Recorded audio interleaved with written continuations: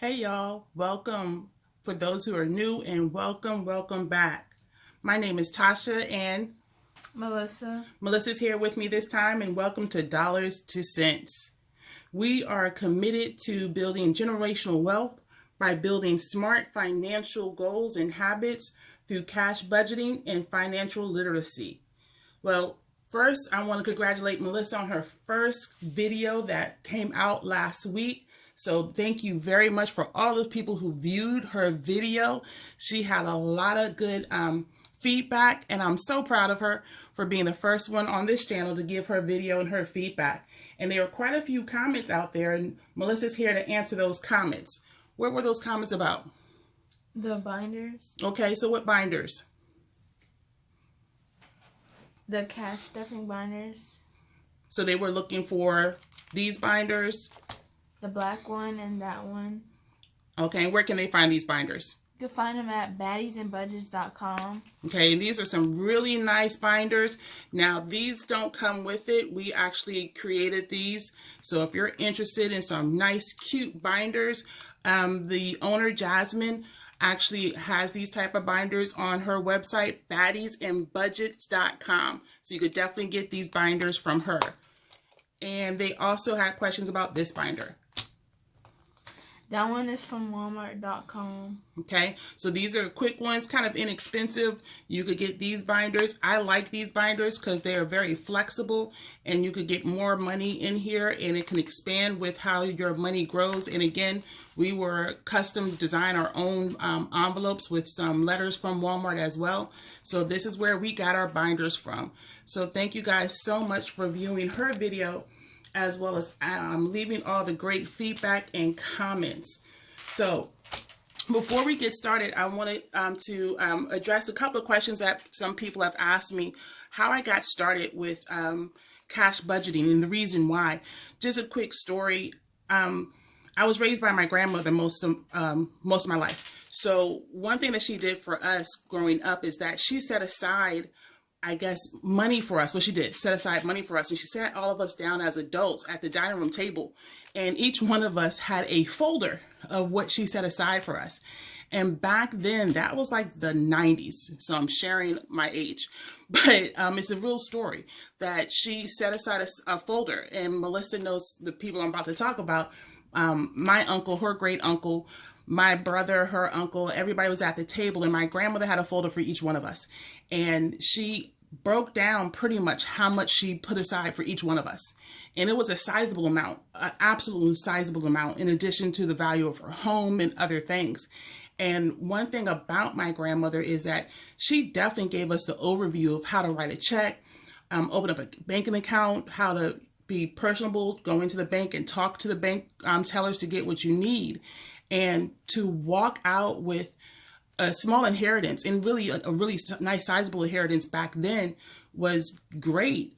But the one thing, and I don't knock her, is that I didn't learn how to create that wealth for myself. So again, she showed us, or she told us, or she gave us actually the financial means, but there was no steps or instruction on how to reproduce what she gave to us, if that makes sense.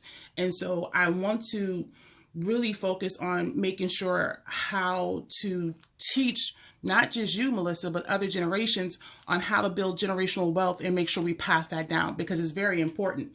I read an article real quick from CNBC from 2021, and I'll share this actually in the link.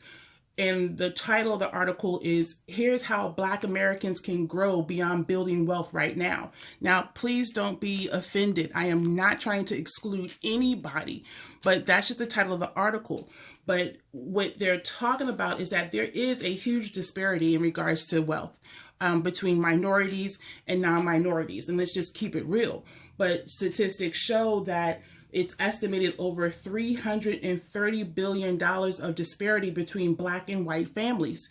And that's a huge disparity. And that because of the lack of generational wealth, like they mentioned, Black families tend not to be exposed to investments, that they don't choose to go outside of the basic savings and checkings account.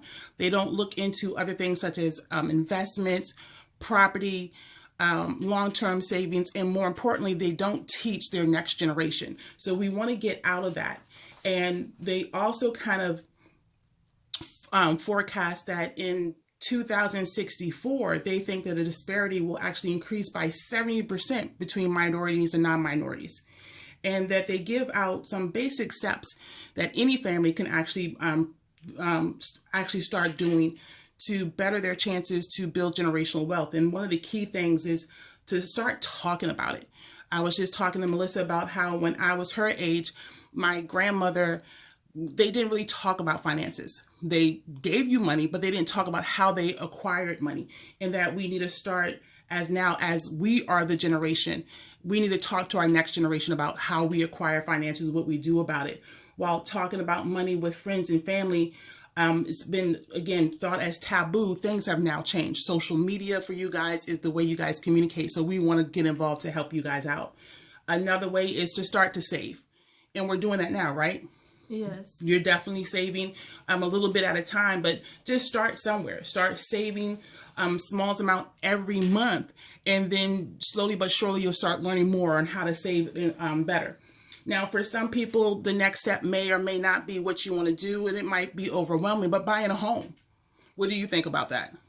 I want to buy a home. You do want to buy a home soon? Or Yes. someday, because you want to live on your own, right? Yes. Yeah, I want you to live on your own too. Buying a home, again, it's going to be your choice. I know I owned a home before, and unfortunately I lost a home, but since I know I could do it again, I will do it again, but I'll be better equipped and make sure that Melissa's on the path and on that same ride with me, so she can learn step by step. When I buy the second home, she'll know exactly what she needs to do to be successful to when she buys her first home. Another step is to invest in the market. A lot of us as adults or our current generation, we are already investing in our retirement plan or our 401k, our IRA, but how many of us are sitting down with the next gen to show them what does that look like? What does that mean? And what does that mean to them once they invest, once they're young, and when they retire, what does that look like? It's going to be really important that we start talking to our next generation about how to acquire wealth. Starting a business. What do you think about starting a business? That's something I want to do as well. You want to start a business? So what do you think you might need to do to start a business? You're going to be able to just go out there and start a business? No, I need to save at least 6 to 10 months of living expenses. 6 to 10 months of living expenses? Because you're not going to be living with me.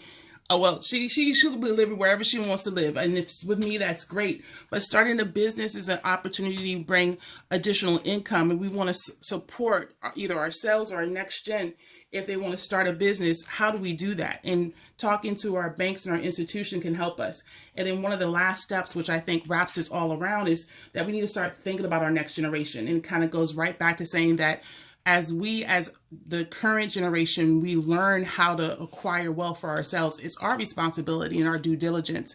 And it's the next thing closest to my heart to make sure that not just that Melissa understands and knows, but the next gen. So that's the reason, the long story, part of the story, and I apologize, of the reason why I want to do this.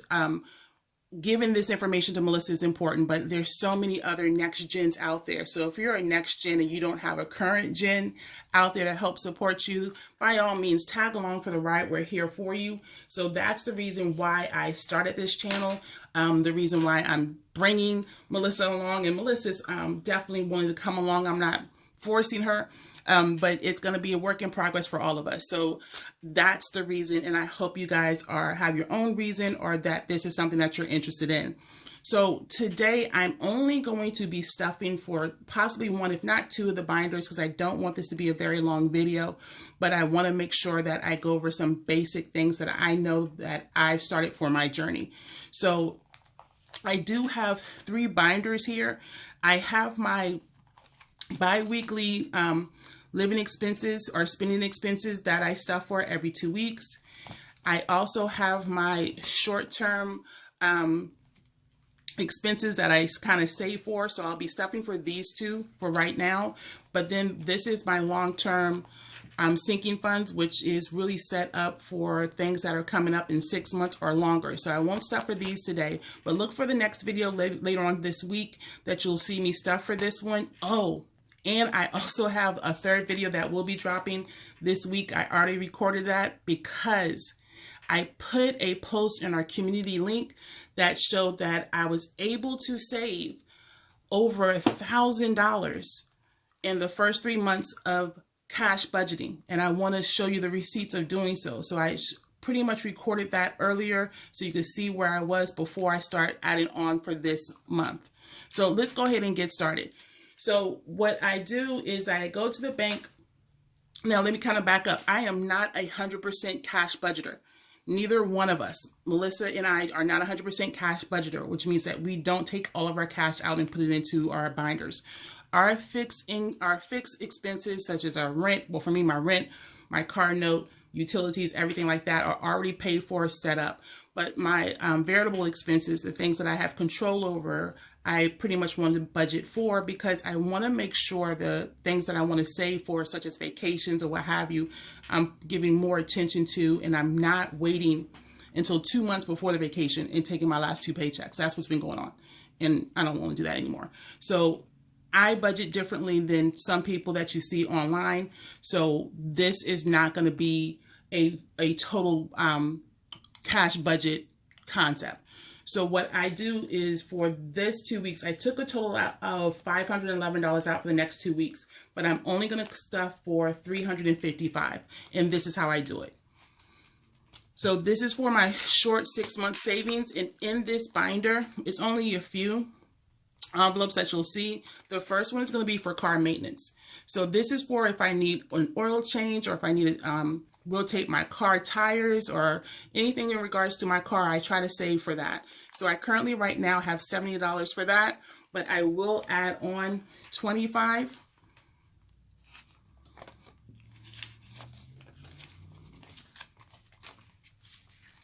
And this really works out well for me, because a lot of times I forget. Well, my car will tell me when it's time for an oil change, but things come up that I might need to be able to set up or have money on hand to be able to pay for something out of the blue. I love my Jeep. I really, really do. But sometimes my Jeep has a lot of problems. So with all of that, I want to make sure I always have money on hand. And I always use a calculator, because I never want to always trust my brain, especially anything after 2 o'clock. My coworkers know anything after 2 o'clock, I am no good. So that will then bring my total up to $95.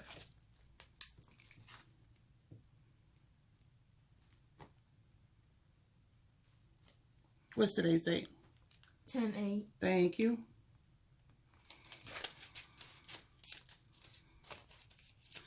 This also folder can be used for when you need to renew your tags. That comes up for us either once a year or once every 2 years. So then that way you always have that money ready to go. It's always convenient because it's always right around your birthday. So it's good to have that ready. Now my auto insurance, I do have an envelope for that. Now I already pay my insurance monthly, but my goal is to actually save up to 6 months of my insurance, so I could just go ahead and pay it that way, because it does give me a discount. So I haven't fully funded this yet, but once I do fund it, I'm hoping to get down to the point to be able to pay it every 6 months. So that's going to be another $25 going in here.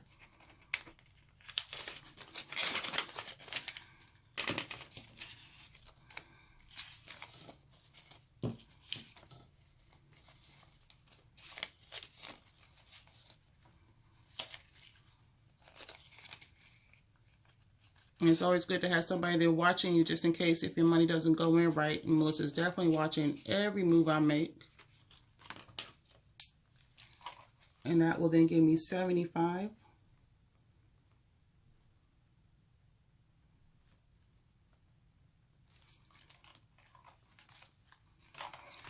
Credit card, again, I'm still paying monthly, but I also want to save up so I could go ahead and pay down the principal. When you pay down the principal, then you're able to pay off the credit card a lot quicker, and that way your interest rate goes down also faster as well. So I'm also putting down $25 for this.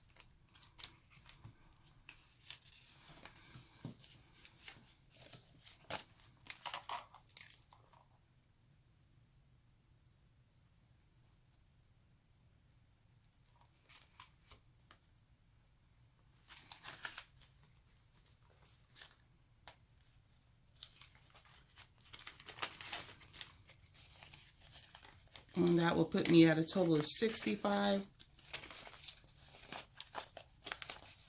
Yeah.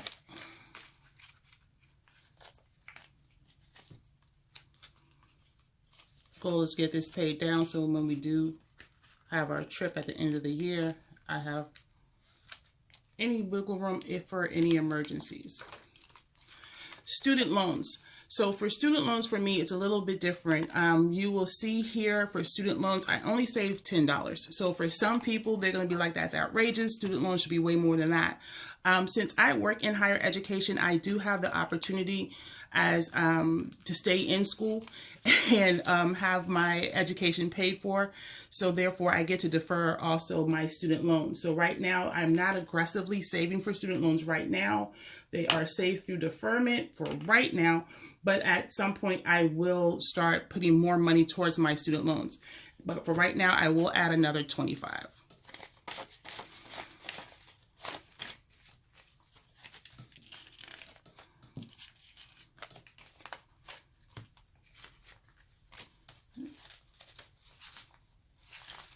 Oops.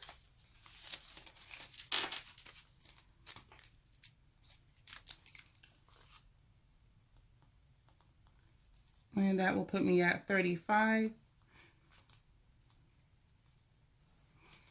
Now, depending on your income, where you are, what your plan and your goal is, you don't have to actually add money to every envelope every week, every other week, or every pay. It's based off of what you can afford to do and what your plan is. So don't feel overwhelmed or feel that you are obligated or you have to.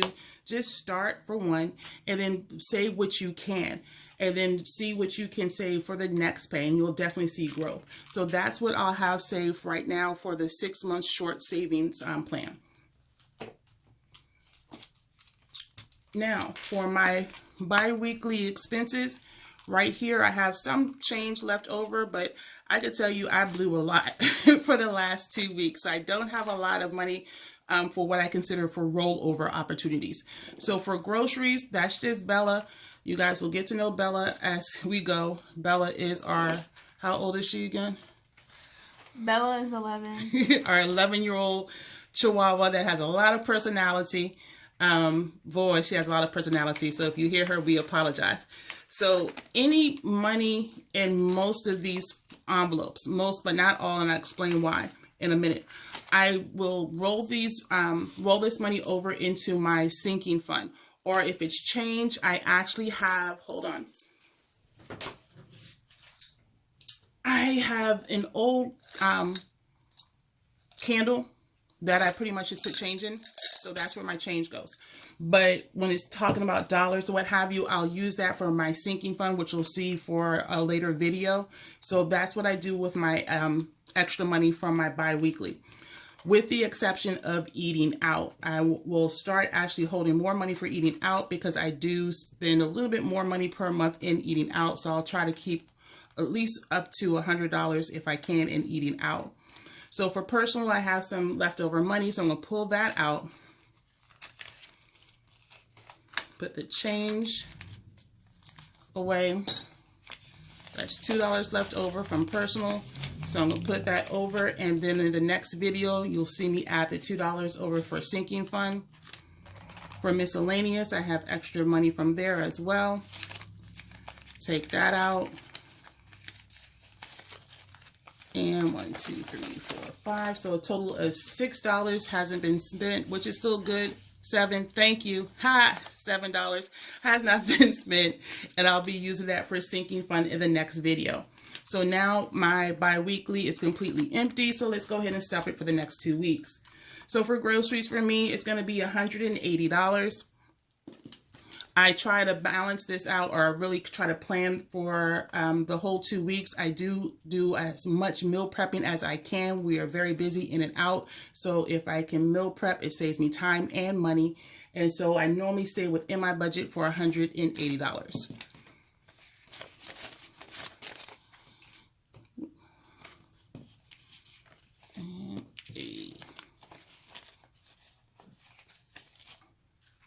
Now, people do ask, do I use cash at the grocery store or do I put it back in my bank? No, I just use cash at the grocery store, keep it moving.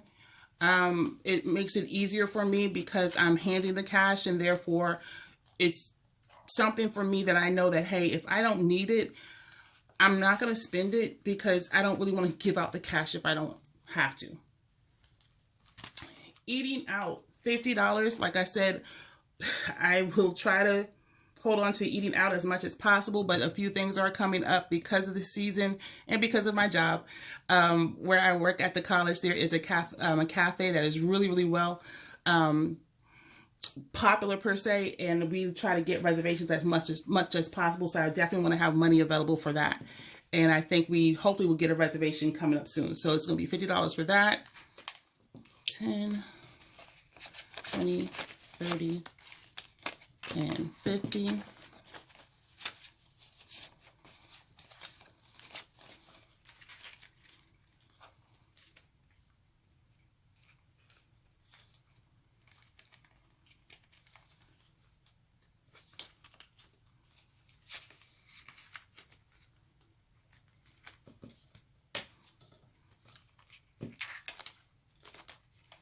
Personal will get 20. Personal will get 10.